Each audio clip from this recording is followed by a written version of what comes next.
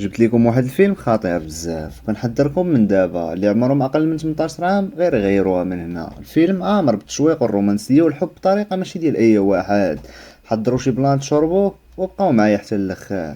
سلام الله عليكم. القصه كتبدا مع واحد التلميذ فاشل سميتو بوبي، كان مدلل بزاف عند والديه وعنده تقريبا 24 عام ومازال كيقرا في الثانوي.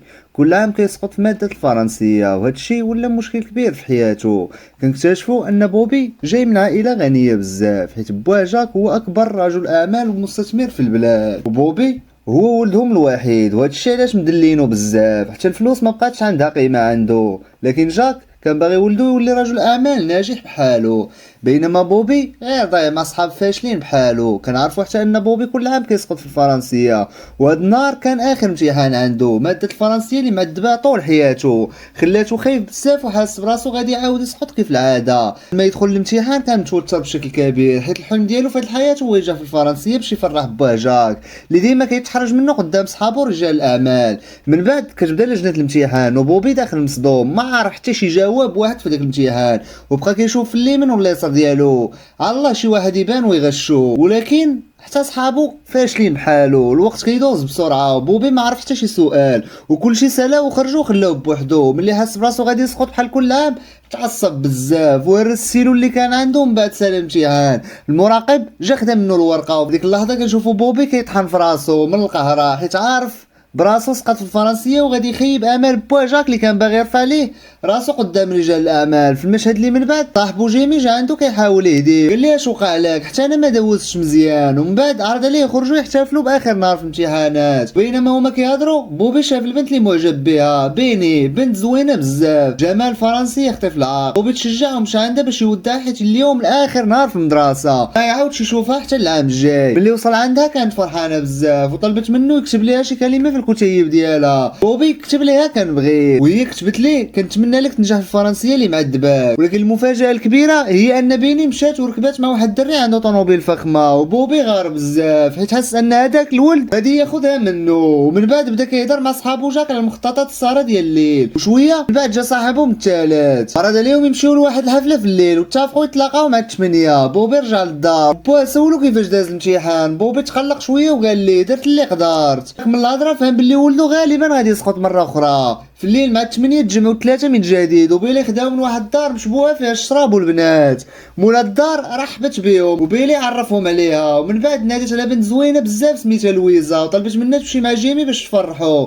ومن بعد هضرت مع بنت اخرى كانت خطيره بزاف سميتها انا ماريا، جمال فرنسي كيدوخ اي واحد. طلبت منها تمشي مع بوبي وتهتم به. طلعوا بجوج الفوق وانا ماريا كانت كتمشي بدلال الكبير كتقول لي كلام كيغوي اي راجل. بوبي ملي شاف الجمال ديالها تصدم وما صدقش عينيه، من قوه الصدمه طاح وغياب للاسف حتى ما قرب ليها وما دار ليها والو. من بعد كنمشيو عند جيمي مع لويزا، كانت باينه بنت عندها تجربه كبيره مع الرجال وبدات كتقرب ليه وكتغوي بشويه بشويه. جيمي كان حشمان بزاف وما بقاش عارف شنو يدير معاها، ولويزا تعصبات منه وبدات كتعذب فيه تبقى تتابعه وكتضرب فيه. 3 خرجوا من الدار ومن بعد بداو كيتخاصموا مع صاحبهم بيلي حيت جابهم عند بنات مهبولات وطلبوا منه ما يعرضهمش مره اخرى لهاد البلايص. بيلي اعتذر لهم وقال بلي غيعوضهم المره الجايه وياخذهم بلاصه احسن. من بعد مده خرجت النتائج وهنا وقعت الصدمه الكبيره. بوبي سقط في الفرنسيه للمره الخامسه، كان حزين بزاف وبواجاك تعصب عليه وبقى كيعايرو وكيهينو. تقرر يقطعوا من صحابو جيمي وبيلي حتى هما فاشلين بحالو، وزاد حبسو في الدار ومنع عليه يشوف صحابو مره اخرى. في الاخير باه قرر يجيب ليه استاذ في الفرنسيه باش يعاونو ويعطيه اي فلوس بغا غير باش ينجح بالفرنسيه. وكنعرفوا ان بوتشا كان باغي ولدو يدخل لمدرسه التجاره باش يشد شركات العائله ويولي رجل اعمال بحالو. بغيت بوا جاك تلاقى مع استاذه زوينه بزاف سميتها تيري، كان الرقم 1 في الفرنسيه وكتعطي دروس خصوصيه لولاد رجال الاعمال والمشاهير. جاك دار معها اتفاق وقال لها بلي غادي يعطيها اي حاجه بغات، وان الفلوس اخر هم عنده مقابل انها تنجح ولده في فرنسيه ويجيب 90 في الباك ويدخل لمدرسه التجاره. اتفق معها يعطيها 100,000 دولار اذا نجح بوبي في الفرنسيه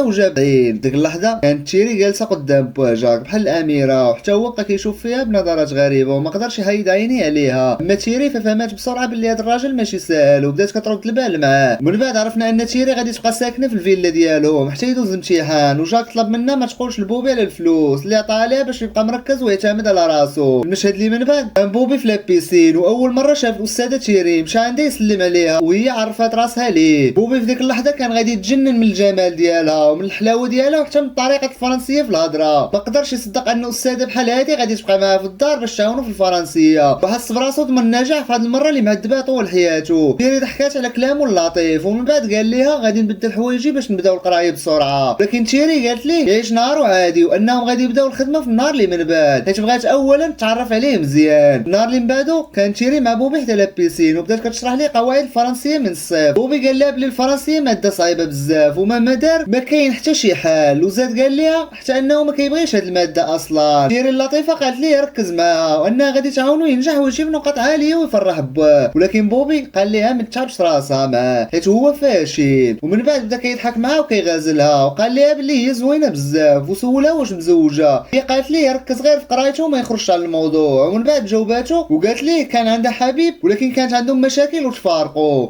بوبي فرح بزاف ملي عرف ان ما عندهاش راجل. ومن بعد سالات الحصه الاولى. الليل بوبي خرج من الدار بلا ما يقول بواه وخرج مع صحابو جيمي وبيلي. بيلي كان باغي يعوضهم على الخرجه الفاشله، مشى عند وحده خدامه في الدهاره في واحد المطعم وبدا كيهضر معاها. البنت جات عندهم وبوبي الفاشل كان اول واحد قرب ليها وركب معاها في الطوموبيل. وهنا كنكتشفوا ان هاد البنت عندها خطيب وهو اكبر شمكار في المنطقه، كيبغيها بزاف وكيغير عليها بشكل خطير وهي خدامه في الدهاره من موراه. فجاه جا خطيبها الشمكار للمطعم وسول عليها وصحابها قالوا لها خرجات مع جوج ديال الدراري. وهنا بدا كيقلب عليها في كل بلاصه. ملي شافته من داخل الطوموبيل لبسات حوايجها بسرعه وهربات وبوبي جرى موراها. اما جيمي شدو الشماكري وبداو كيضربوه حتى كان غادي يموت، ولكن البنت اللي كانت معاهم نقداتو في اخر لحظه. في المشهد اللي من بعد بوبي تخاصم مع صاحبه بيلي وقال ليه ما يبقاش يسول عليه وما يبقاوش يشوفوه مره اخرى. رجع للدار وهو معصب بزاف من اللي وقع. ومن بعد شاف الاستاذه الزوينه تيري حدا لابيسين وبقى كيشوف فيها بلا ما تحس به وكان غادي يتجنن من الجمال ديالها. من بعد تخبى مورا الشجره وبدا كيتفرج فيها في السير وشويه من بعد تباع حتى دخلت للدار وبقى كيشوف ليها من الشباك. بوبي كان طايح فيها بزاف وما قادرش يصدق ان قنبله بحالها عايشه معاه في نفس الدار. المشهد اللي من بعد حدا لابيسين كانت تيري مع بوبي وعاطيه امتحان في الفرنسيه باش تجاوب على الدروس اللي شرحات ليه. من بعد قالت ليه غادي تجيب لي شي مشروب يكمل الامتحان. ملي مشات بوبي بقى غير كيشوف فيها ما قدرش يحيد عينيه على الجمال ديالها. وملي رجعت بدا كيغازلها وقال لها الجو سخون واقترح عليها يمشيو لابيسين. تعصبات وقالت ليه هادشي ماشي مناسب وما يمكنش تمشي معاه حيت هي الاستاذه ديالو. لكن هو جاوبها اعتبري راسك مدربه سباحه وعلميني السباح. وهي قالت ليه يدخل بوحدو حتى تلحق عليه. وهنا تيري فهمات باللي بوبي ولد مشاغب بزاف وصعيب في التعامل ولات كترد البال لاي كلمه كتقولها ليه. ملي سال السباحه وخرج من الماء رجع يزعجها بالاسئله غريبه بحال علاش ما عندكش وليدات وعلاش ما عندكش حبيب. تعصبات وعرفت باللي كيهضر بزاف. ومن بعد بدا كيحكي لها ان بواه باغي يقرا القانون الدولي باش يولي رجل اعمال بحالو، لكن هو كيبغي علم الفلك وباغي يدخل الكليه اللي بغاها بلا حتى شي واحد يتحكم في حياته. في نفس الوقت ما كيبغيش يكعب بواه حيت كيبغيه بزاف. ومن بعد الاستاذه تيري خدات نهار راحه ومشات دير الرياضه. اما بوبي فما قدرش يبقى بلا ما يشوفها فبقى تابعها من بعيد وكيتفرج فيها وهي كتدرب وضيع في جمالها وسحرها. وفجأة صاحبو جيمي شافو كيتفرج فيها وقال ليه هذه هي الاستاذه الجديده ديال الفرنسيه اللي جابها ليه بواه. جيمي هو الاخر بدا كيتجنن من الجمال ديالها. في المشهد اللي من بعد الليل كانت تيري جالسه مع بوبي وكتقول ليه نتيجه الامتحان ديالو جبتي 70% وهاد النتيجه مزيانه ولكن تقدر دير احسن. بوبي بدا كيفكرها بالوعد ديالها انها تعزم عليه الا جاب 70%. وملي بواه عرف النتيجه فرح بزاف وشكر تيري على كل شيء كديرو مع ولدو. في النهار من الايام خرجوا بجوج للمطعم ياكلوا الغداء وبوبي كان فرحان بشكل ما يتوصفش. ما قدرش يصدق انه جالس بوحدو مع تيري الزوينه. بوبي بدا كيتعلق بها بزاف. تيري ولات جزء مهم في حياته وبقى محتاج يشوفها كل نهار باش يضحك وتهضر معاه. وزيد عليها كان باغي غير يبقى معاها ويتعلم منها. وفجاه ظهر الحبيب القديم ديال تيري ستيفن بدا كيطلب منها السماع على اللي وقع وكيشرح لها بلي ما عنده حتى شي علاقه بالسكرتيره وانها فهمات الامور بغلط وظلماتو. تيري بدات كتحس بيه شويه وكانت غادي ترجع ليه ولكن وسط الهضره جاو تليفون من السكرتيره وبقات كتهضر معاه بكلام رومانسي وحب. تيري سمعتها وتعصبات بزاف حيت فهمات بلي ستيفن كذاب وخرجت من المطعم وخلاتو. هو بقى كينادي عليها ولكن هي ما جاوباتوش ومشات بحالها. نهار مور نهار بوبي بدا كيتعلق بتيري بشكل كبير. الا غابت عليه كيولي غادي يتجنن ولكن ما قدرش يقول لها بلي كيبغيها. بدا كيحلم بها في الليل وكيتخيلها قدامه حتى اي بنت كيشوفها كيتخيل فيها تيري. وفي مره تخيلها كتهضر في التليفون فمشى عندها وبغى يحضنها ولكن فاق من الحلم وتحسر على اللي داز. ديك الليله شافها بوحدها في لابيسين وتخبى بسرعه وبقى كيتفرج في جمالها وسحرها. ومن بعد لبسات حوايجها وخرجات وبوبي بقى تابعها وفجاه اختفت. شافات وبقى كيقلب عليها في كل بلاصه حتى فاجاتو من وراه وقالت لي علاش كتبقى تابعني. بوبي ما عرف حتى باش يجاوبها. صباح الاستاذه تيري اختفات من الدار وبوبي بقى كيقلب عليها في كل بلاصه حتى سول مو عليها وقالت ليه بلي خرجات بكري وما عرفاتش فين مشات ودوز النهار كامل وهو مخنوق وما قادرش يبقى بلا بها. فجاه شافها مع الحبيب القديم ديالها وفهم انهم تصالحوا ورجعوا لبعضياتهم. ملي شافهم زاد تحسر ومشى خرج مع صحابو. ذاك النهار بوبي وجيمي وبيلي كلاو طريحه عمرهم ما ينساوها وهربوا بالطوموبيل باقصى سرعه. من بعد الاستاذه الزوينه تيري قررت تمشي للدار ستيفن بلا ما تقولها ليه. بقات كتقلب عليه حتى مشات للمخزن ديالو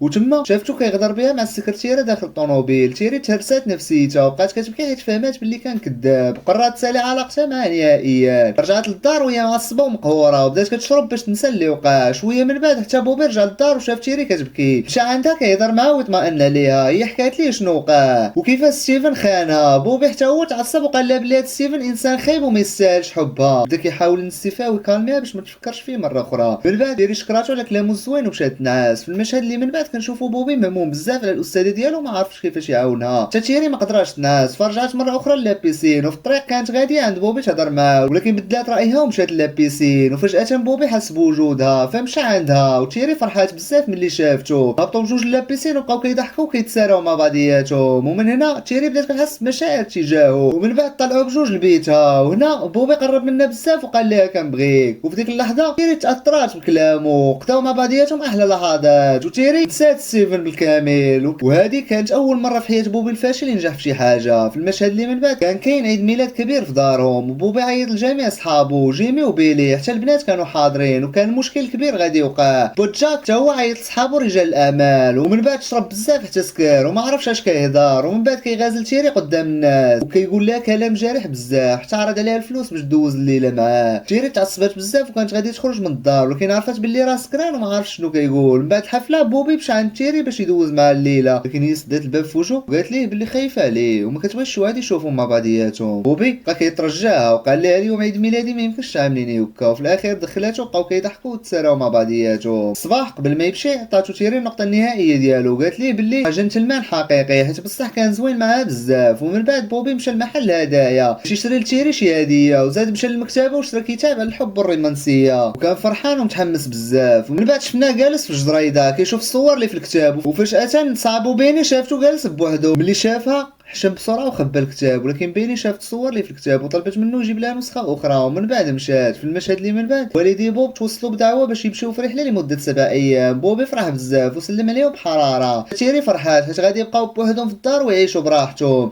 حتى بوبي عطى العطله للخدامه باش تبقى الدار خاويه ليهم. ملي بدات هاد 7 الايام كانوا اسعد حبيبين في العالم ديما خارجين مع بعضياتهم سهرانين حتى الصباح. وفي نهار من الايام هما خارجين للاسف ستيفن شافهم وبدا كيهددهم بالقتل وكيضايقهم بالطوموبيل ديالو وفجاه هو اللي دار حادثه وتيري تقلقات بزاف عليه. وفي الليل صحابو جيمي وبيلي جاو للدار باش يسهروا معاه وبقاو كيقلبوا عليه حتى شافوه في بيت الاستاذه وما قدروش يصدقوا شحال هو محظوظ وشحال الاستاذه زوينه. من بعد سالاو 7 ايام رجعوا والديه من الرحله وسولوا الاستاذه تيري على الفرنسيه ديال ولدهم وقالت لهم باللي راه ممتاز وغادي يجيب اعلى نقطه. دوزات ايام وحتى جا نهار اللي قبل الامتحان بوبي كان كيراجع مع الاستاذه ديالو وجلسوا مده طويله مع بعضياتهم. وفجاه باه جاك شافهم من الشباك قريبين بزاف من بعضياتهم وتقلق بزاف ما قدرش يصدق داكشي اللي شاف وبدا كيخاف يسقط ولده في الامتحان بسبب العلاقه. النهار اللي من بعد بوبي مشى يدوز الامتحان وتيري كانت كتسناه برا القاعه. وملي سال الامتحان مشى عنده وهو فرحان بزاف وقال ليه اخيرا نجحت جبت 91 وبقى كيشكرها بزاف. وتيري حتى هي فرحات وحضناتو. من بعد تمشاو بجوج حدا البحر شويه قبل ما يرجعوا للدار وانها دارت اللي عليها. تيري قالت ليه باللي غادي تمشي لفرنسا باش تشوف العائله ديالها. بوبي تزاد تقهر وحس باللي ما كتبغيش وكانت غير كتلعب بيه باش يقرا وتعصب ومشاو خلاها. ملي رجع للدار با جاك بارك ليه النجاح وقال ليه اللي عطى الاستاذه 100,000 دولار. بوبي تصدم ورجع عند تيري معصب بزاف وقال لها واش كنتي غير كتلعبي بيا على ود الفلوس. حتى هي تعصبات وصرفقاتو. من بعد بوبي رجع لحبيبته القديمه بيني وعرض عليها الزواج. بيني قالت ليه باللي كتحب شخص اخر ومن الصعب تخليه